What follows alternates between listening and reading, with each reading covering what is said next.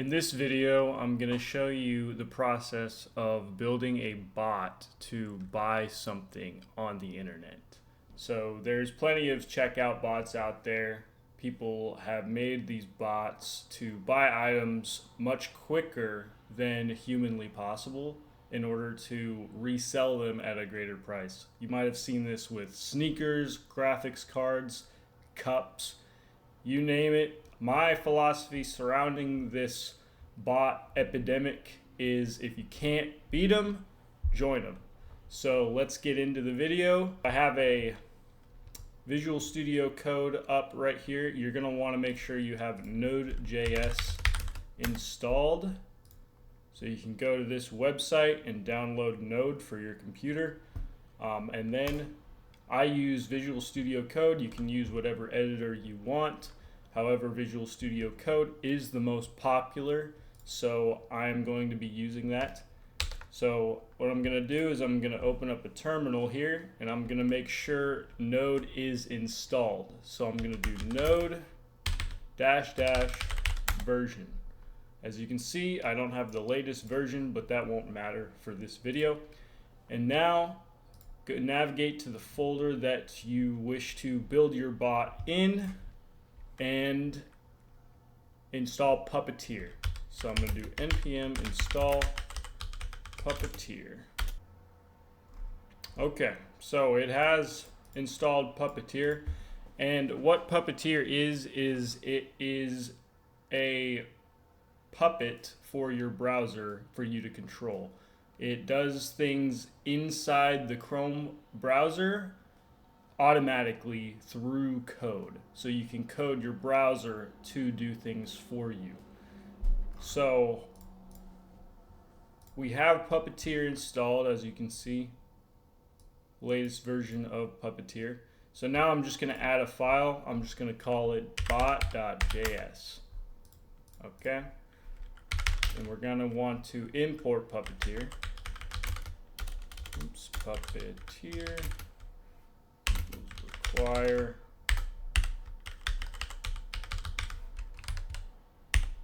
Alright, so we've imported Puppeteer, and we're going to want to have an asynchronous function that runs instantly inside the browser. And then we're going to want to make sure that is closed.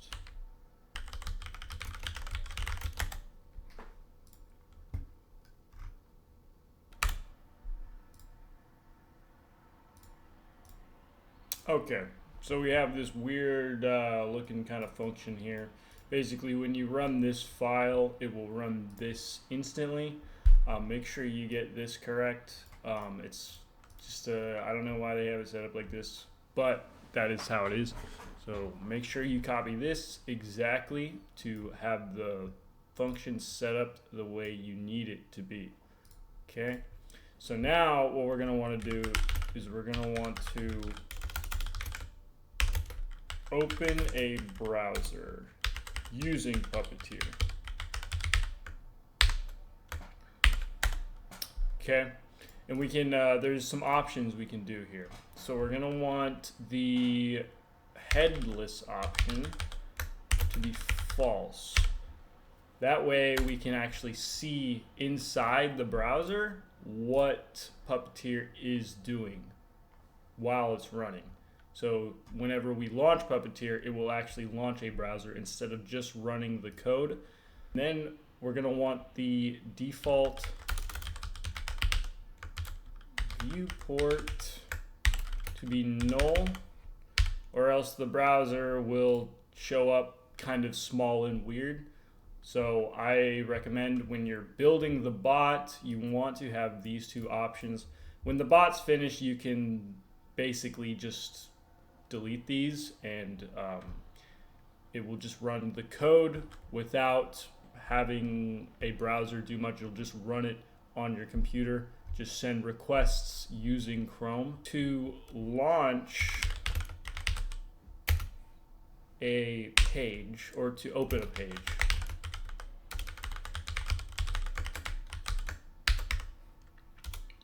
we're just going to want to do browser.new page. We're just going to want to go to, and then I have a form here that we're going to use to give an example of how bots work on the internet.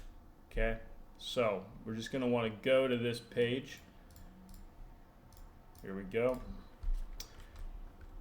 So now let's just run this, make sure it does what we expect. All it does right now is go to this page. Okay, so we're just going to want to do node bot. All right, so far so good.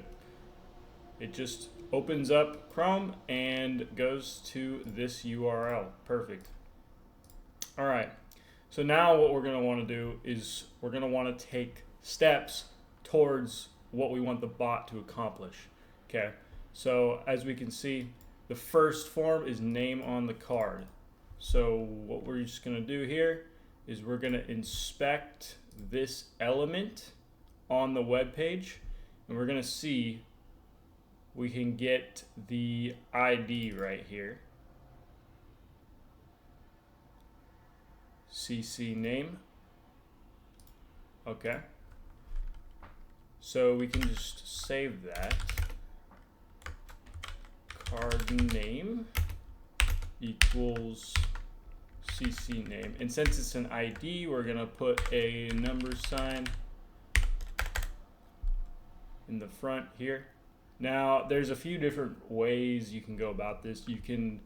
There's different syntax in Puppeteer. You can go by the class, you can go by the type, you can do input with the type.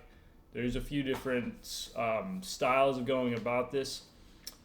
For now, we're just going to use the ID.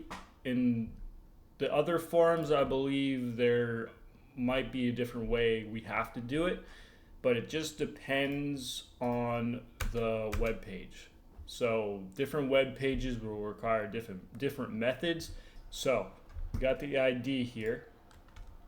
So we're going to want to wait for the selector to show up on the page before we run any code. We don't want to run code that's not on the page. Okay, so then we're going to want to type into the card name a name. So I'm just going to use my name. Okay, save that, Control S, and let's test it. So node bots, let's see. Perfect. All right.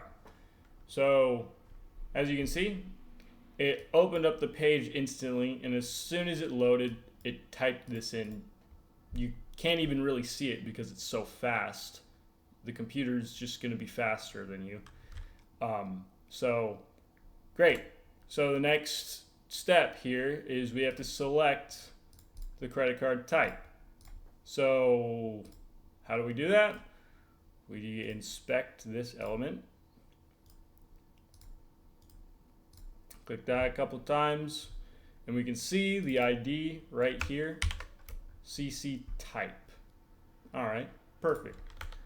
So let's just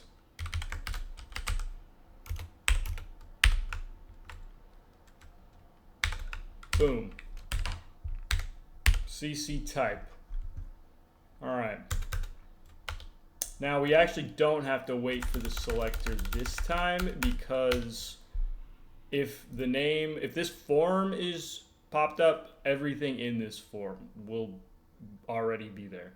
Okay, so as long as this is the name on the card is within the form, everything else in the form will be there, so we won't have to wait for it again. We're just going to want to instantly move on to the next step. And so to select an item in a web page, we're going to want to do page.select. See? Super easy. And we're just going to want to select the CC type. And we can do, let's do discover here. So to select the correct option, you're going to want to look at what this value is right here. Okay, not the HTML or the what actually shows on the page, but the actual value. And so we can just do discover right here. Okay, save that. Let's run it again.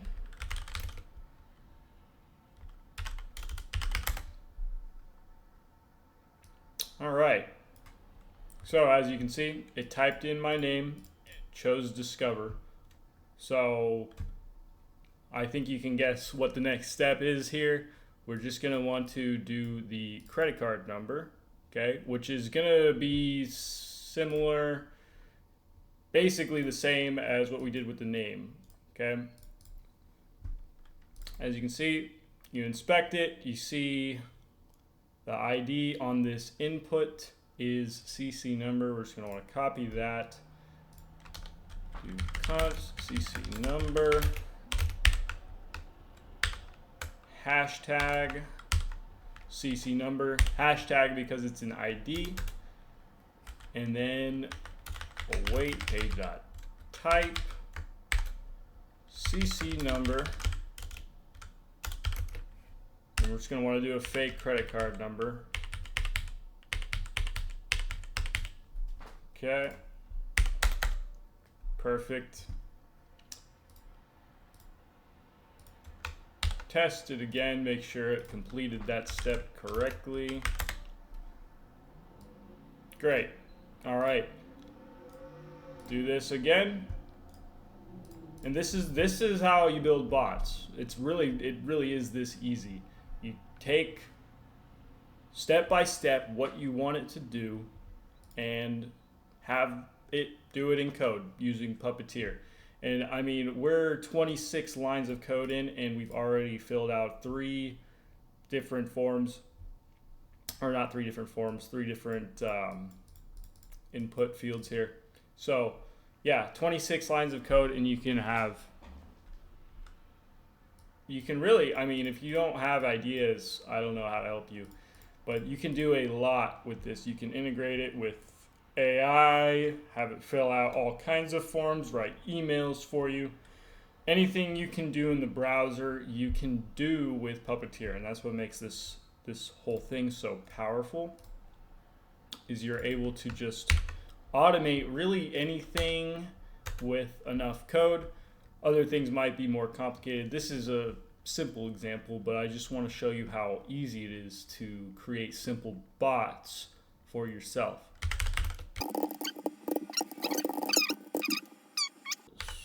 Hashtag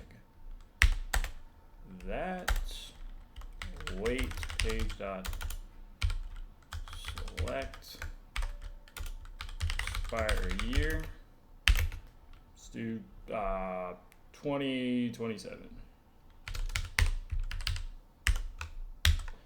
All right, great. Close that. Run that.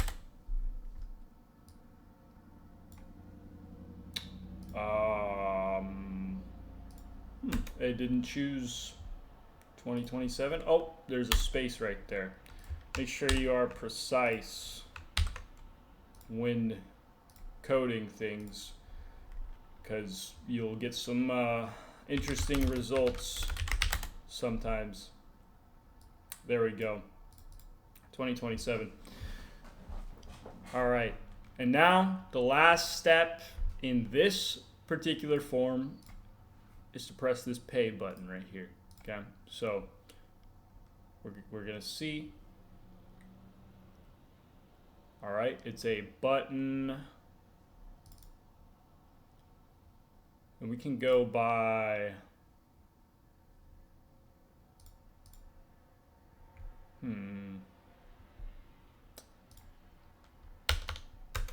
let's do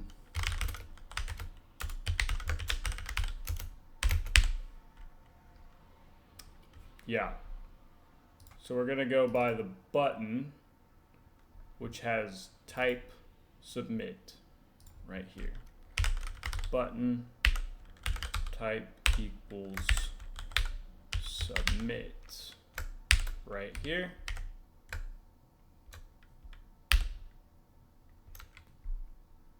Great. Yep, that should work. Now, can you guess? We're just gonna want to await page.click on that button, the submit button. Okay, now let's test it. Now it should return some kind of JSON here.